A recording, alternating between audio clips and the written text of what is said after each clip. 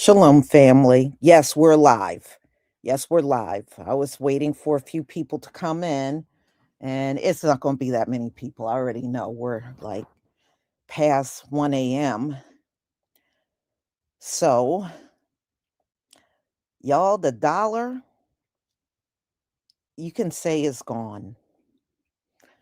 You know, Donald Trump, over these last few days, put a lawsuit on Jerome Powell. Donald Trump wants to take over the Federal Reserve and get Jerome Powell out of the way. I should have known that that was going to disrupt the dollar, and it did. But even prior to that, there's been a lot of things indicating that this dollar was weak. And, this is going to be very difficult for a lot of people. Prices are gonna skyrocket. You think they're high now, it's about to get far worse. And see, the only thing that's gotta happen now is the US dollar is no longer the global currency, and that is about to change. That is about to change. It's gonna be a rough year on Americans. Unfortunately, you don't have a good, viable leadership in this country. Donald Trump is the biggest idiot you could have in charge right now. This man, okay, don't believe a man that's got to have two MRIs is going to get us all out of this. He won't. Now it makes sense on why he so desperately grabbed up Venezuela, grabbing up Greenland and anything he can grab, because the Trump administration already knew this dollar was gone. They already did. Now his actions make sense. He think if he gets all of these different countries, then it'll make it easier for everything to rebound. But this dollar is not going to rebound, y'all. It's not going to rebound. I think that we have to look at it realistically, because all this government's going to do is lie to us, y'all.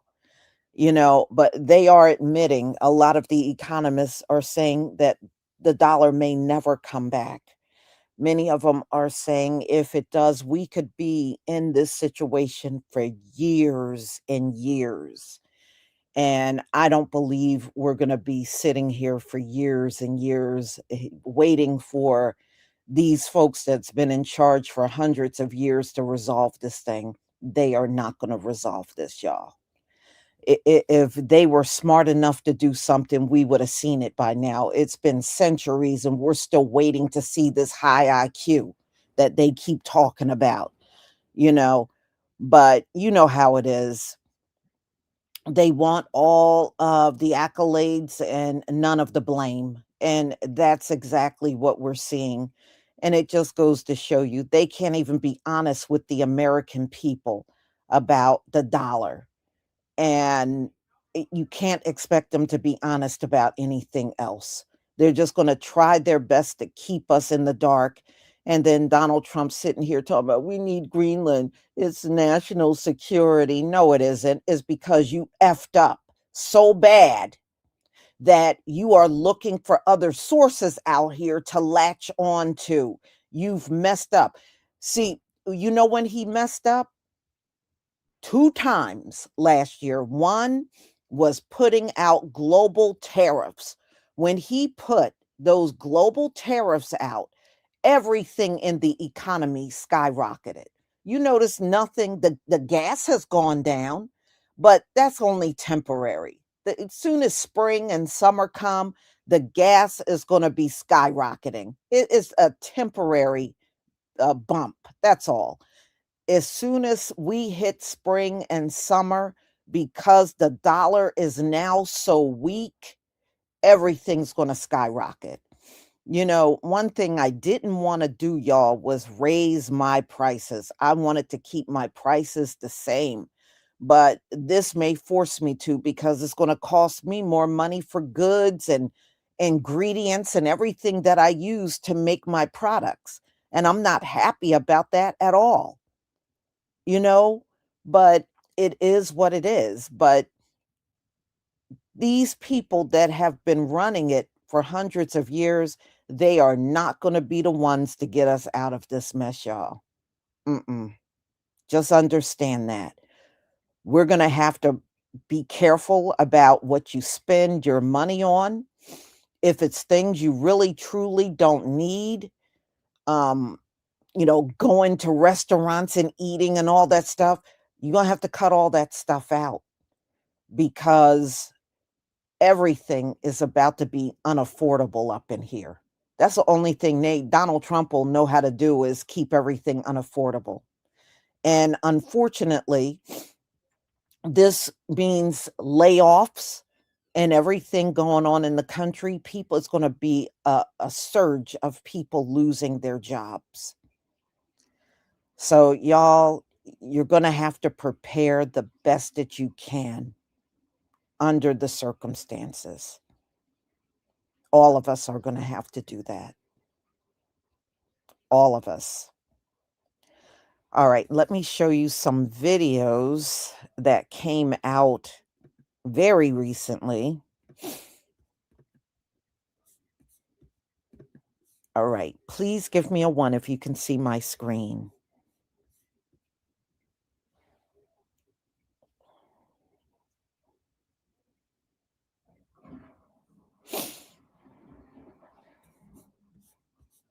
Okay, let me just get out of here. Thank you.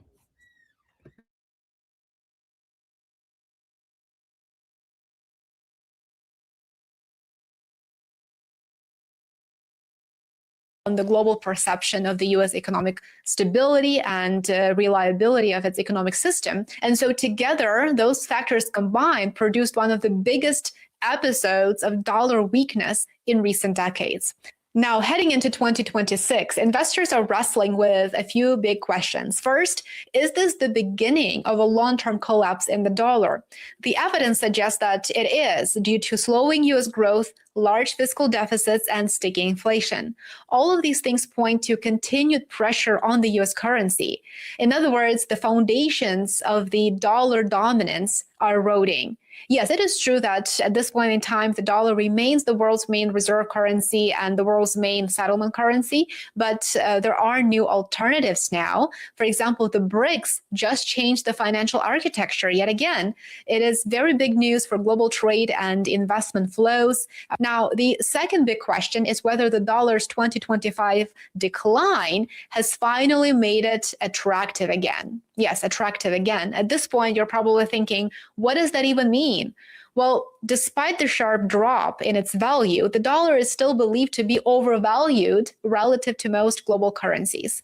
Out of more than 30 major developed and emerging market currencies, only a handful are more overvalued than the US dollar today. So while it's cheaper than it is far from a bargain. And guess what? It likely means that it's going to decline even further. Which brings us to the next point. The two reasons I just mentioned are why investors are increasing exposure to non-US assets. Investors are now recognizing that many overseas markets may be offering more upside, or in other words, more earning potential. And so that is, of course, driven by their currency appreciation. Even a modest shift away from US-only exposure can improve your diversification and help hedge against further dollar weakness, which is expected. So investors are increasingly attracted to non-US assets, and that's where the capital is directed. In today's video, I'm going to explain to you why the Federal Reserve and the US government have chosen hyperinflation rather than deflation. Let's start with this. So what is the underlying problem here? Simply put, the politicians and the federal government, they have a spending problem. I can't say it any more easily than that. So the federal government spends more than they make. They've accumulated all this debt. Everybody knows that they can't pay this money back. So consequently, the US government, along with the Federal Reserve, they're working in conjunction, they have to print trillions of dollars. And of course, that is inflationary. But right now, we're at a point where the rate of deficits, the rate of borrowing, so the debt accumulation, and the rate of interest payments are accelerating hard. And along with that, the rate of inflation. And right now, if you believe that the rate of inflation has cooled down, that the problem is solved, I'm just telling you that this is the calm before the storm. So now that you have a better understanding of the situation, let's run some scenarios. January 2026. Right now, as you watch this, the US national debt just crossed $38.4 trillion. That's $6.12 billion added every dollar, single day. But here's what nobody's telling you. The dollar's share of global reserves just hit 56.3% in mid-2025, the lowest level in 30 years, and it's accelerating. Saudi Arabia, the nation that created the petrodollar, just told the world they're open to new ideas about selling oil and Chinese yuan. Not speculation. Official government statement. September 2024. I'm about to show you something that will change how you see your financial future forever. There's a pattern, a four-stage mechanism that has destroyed every reserve currency in human history. Spain, Britain, the original dollar system, zero exceptions. And we are currently in stage 3. By the end of this video, you'll understand exactly what's coming. And more importantly, what you need to do about it. Let's go. Forget everything you think you know about currency, because there's a mathematical pattern here. A sequence that has repeated itself throughout history with terrifying precision. It happens in 4 stages every single time. A nation becomes the dominant military or economic power. They control something the world desperately needs: resources, trade routes, energy. Other nations have no choice. They must use that nation's currency, not because it's better, because there is literally no alternative. This is the foundation, and it always starts with force or necessity. Here's where it gets dangerous.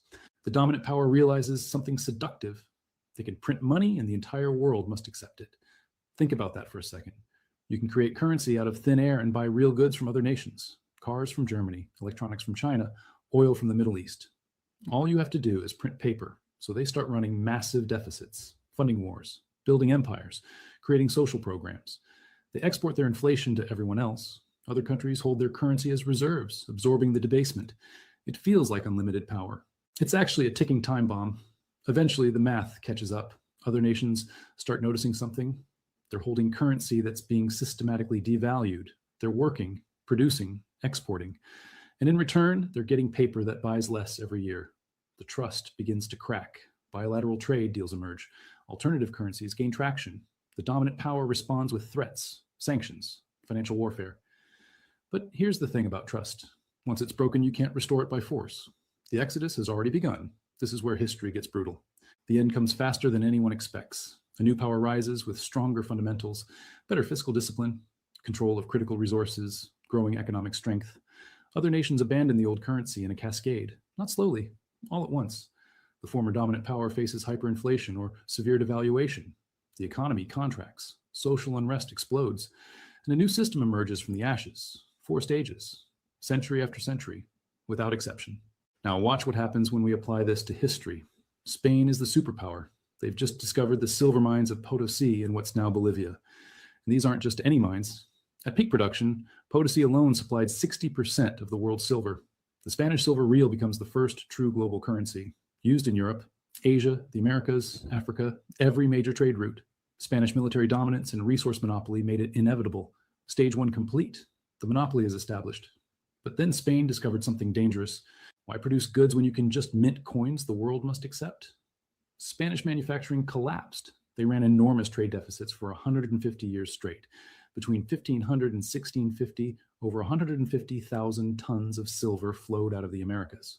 Most of it went straight to China and other trading partners to buy silk, spices, and manufactured goods. Spain was living the dream, importing everything, exporting currency. Stage 2 complete. The debasement has begun. By 1600, the cracks were showing. The silver coins were being debased, lower silver content, higher inflation. The Dutch noticed. The English noticed. They started building their own trade networks to avoid Spanish manipulation. They settled trades in their own currencies. Spain responded with military threats and trade restrictions. It didn't work. The trust was gone. Stage 3 complete. The exodus accelerates. Spain declared bankruptcy for the 3rd time. By 1650, the Spanish Empire was in terminal decline. The silver real became worthless. The Dutch guilder and British pound emerged as the new dominant currencies. Spain, once the most powerful empire on earth, never recovered. Stage 4 complete. Pattern confirmed.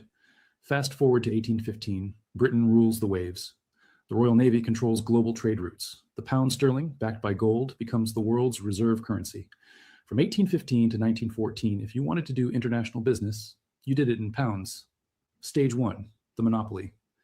But then came World War I. The cost was staggering. In today's money, about $4.2 trillion, Britain abandoned the gold standard in 1914 to print currency and finance the war. After the war, they tried to return to gold at the pre-war rate. Disaster. The economy couldn't support it. By 1931, Britain permanently abandoned the gold standard. The pound lost 20% of its value overnight, but they kept spending. World War II cost another $3.8 trillion. The empire was living on borrowed money and borrowed time. Stage 2, the debasement. By 1945, everyone knew. Britain was broke. The United States held 60% of the world's gold reserves. The Bretton Woods Conference in 1944 made it official. The dollar would replace the pound as the global reserve currency. Britain tried to maintain influence through the sterling area.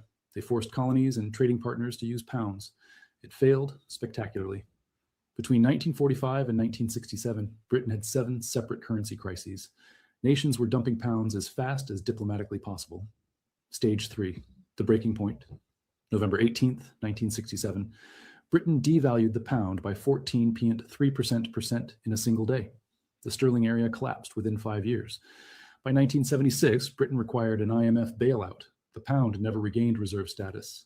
The empire that once controlled a quarter of Earth's land surface was financially irrelevant. Stage 4, collapse complete. But here's where it gets interesting. Because the dollar didn't die in the 1970s, it evolved.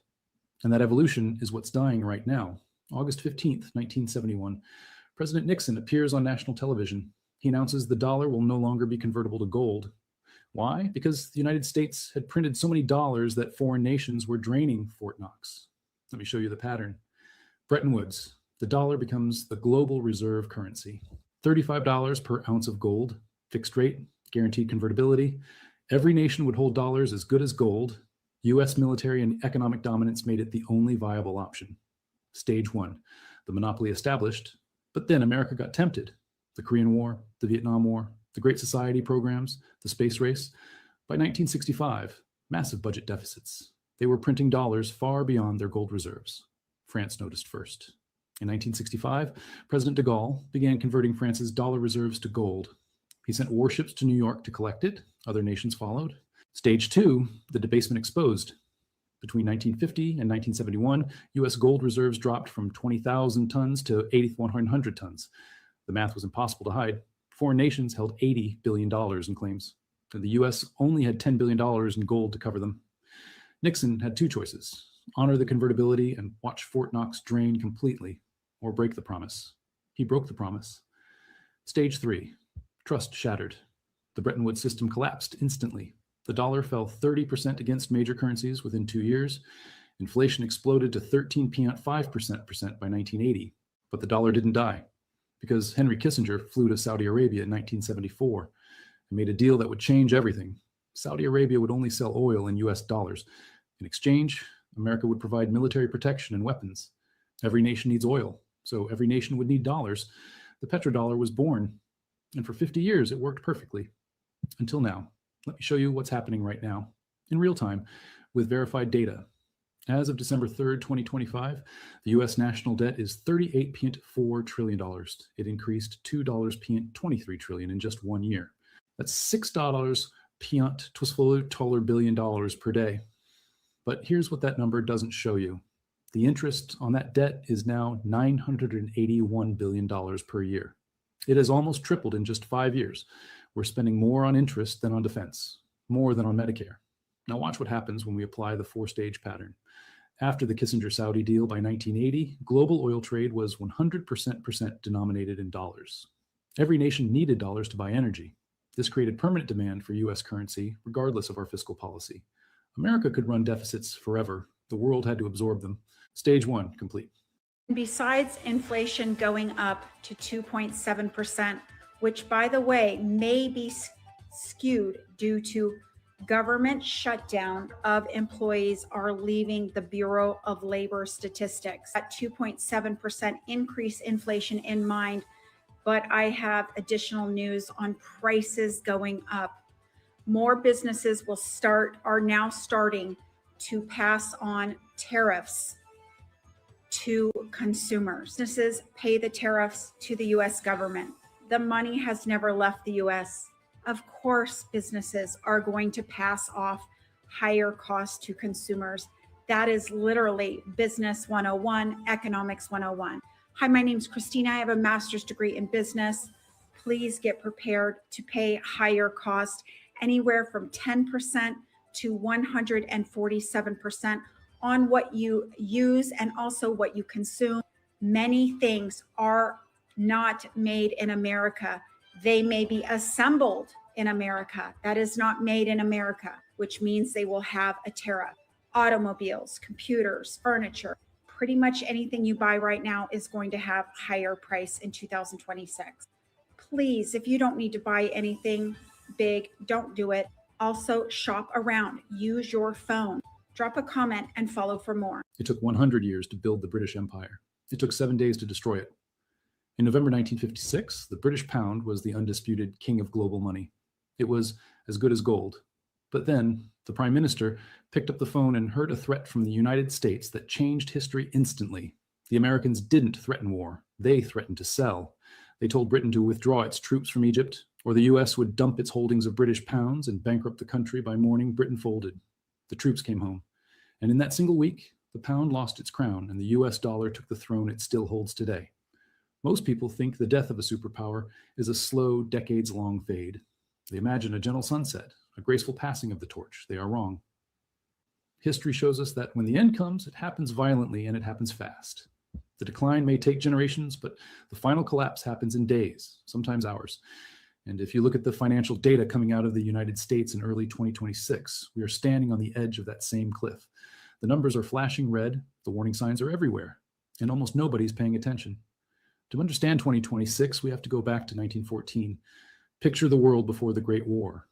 If you were a wealthy merchant in Shanghai, a banker in New York, or trader in Buenos Aires, you kept your money in London. You didn't do it because you loved the British. You didn't do it out of loyalty or admiration. You did it because the pound was the global operating system. The British pound was backed by gold, real, physical gold, sitting in the vaults of the Bank of England. It was protected by the Royal Navy, the most powerful military force the world had ever seen. British law governed international contracts. British insurance companies underwrote global shipping. British banks financed the railways of Argentina, the mines of South Africa, and the factories of India. The pound wasn't just a currency, it was the infrastructure of global commerce. It felt invincible.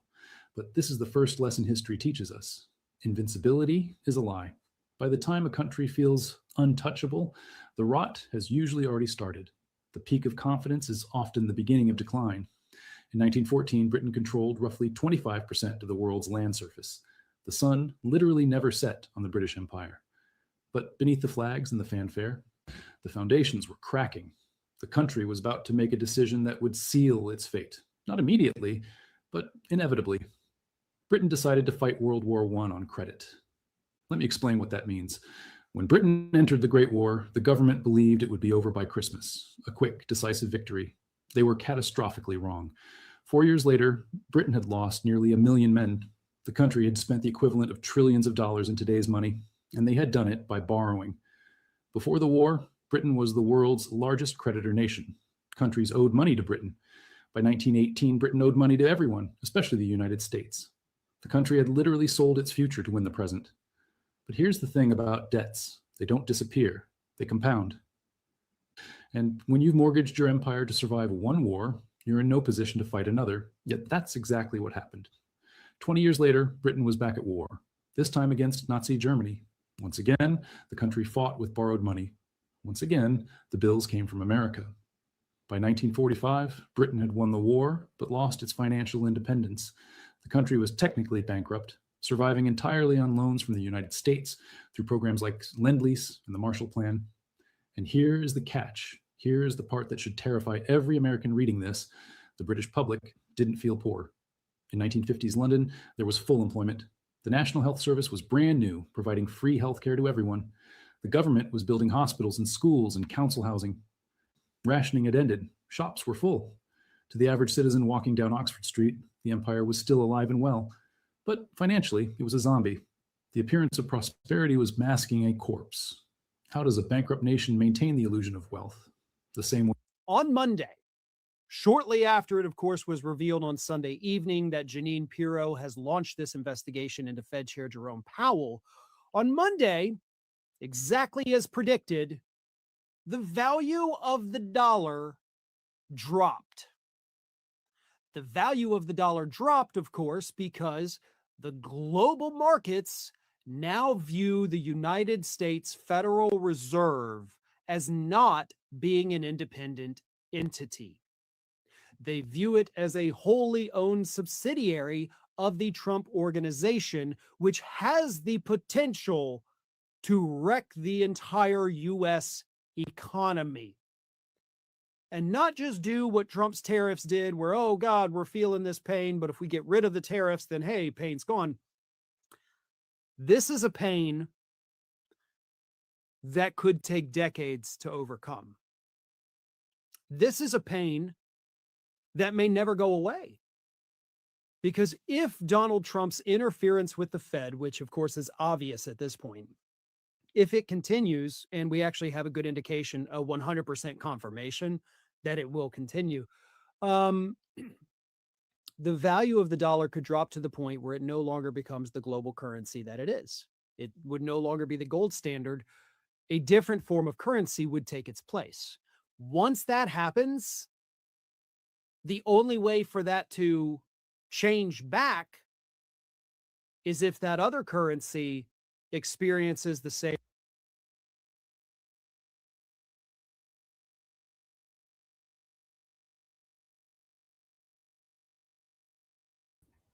All right, y'all.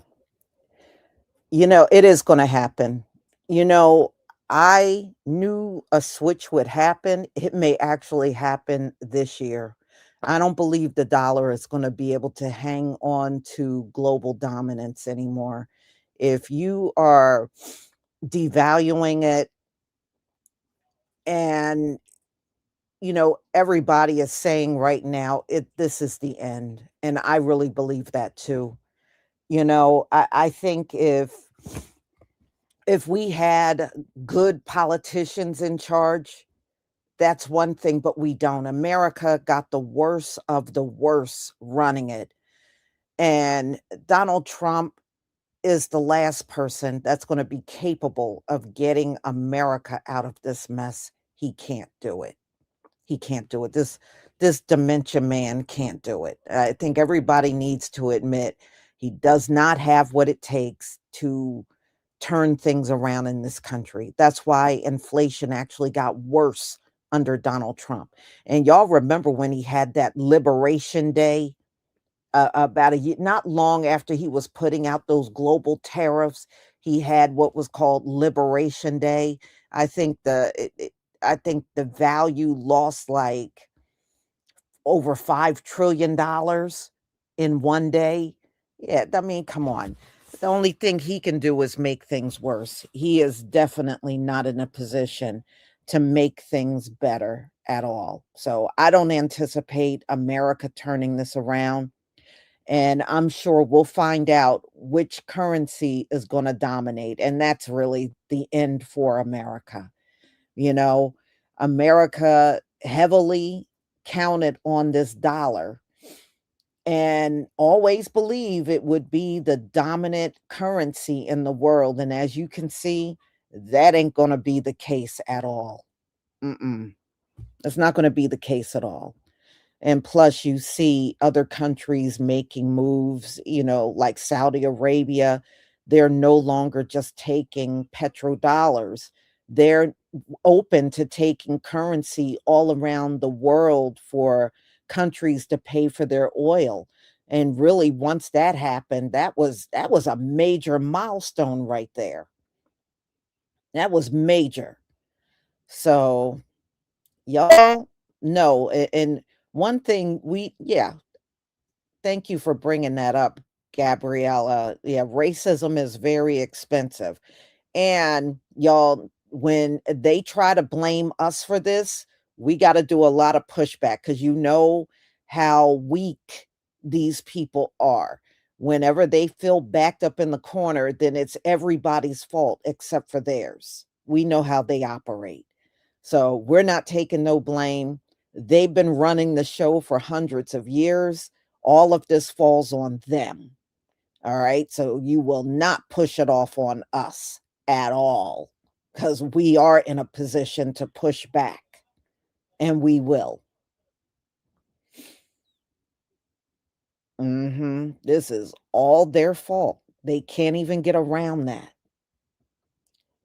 So, y'all, normally I wouldn't be up, but when I saw the news and I noticed a lot of people are jumping on and talking about this dollar collapse, but Donald Trump taking over the Federal Reserve, that will only make things worse. This man don't know how to run shit. Mm-mm. Yeah, I remember NAFTA. Yep, Ryan. I remember that. I do. I do. It is a shame. So y'all be careful out here, and we just got to do the best that we can to keep each other informed and try to stay afloat the best that we can. If it's things that you don't have to spend your money on, like I know people love going on vacation and love, every now and then treating yourself, but you may have to cut a lot of things out in order to make it. Remember, the dollar is officially not not what it once worth, and it's not going to be worth a dollar again. It's not. I think everybody should know it's what the value will always be under a dollar. So, y'all, I'm not going to keep you any longer because it's late, and I know many of you probably have to go to work. So, I'm going to go ahead and conclude. Thank you so much for being here, and we'll just stay informed. That's what we will do. Stay informed. Shalom, family.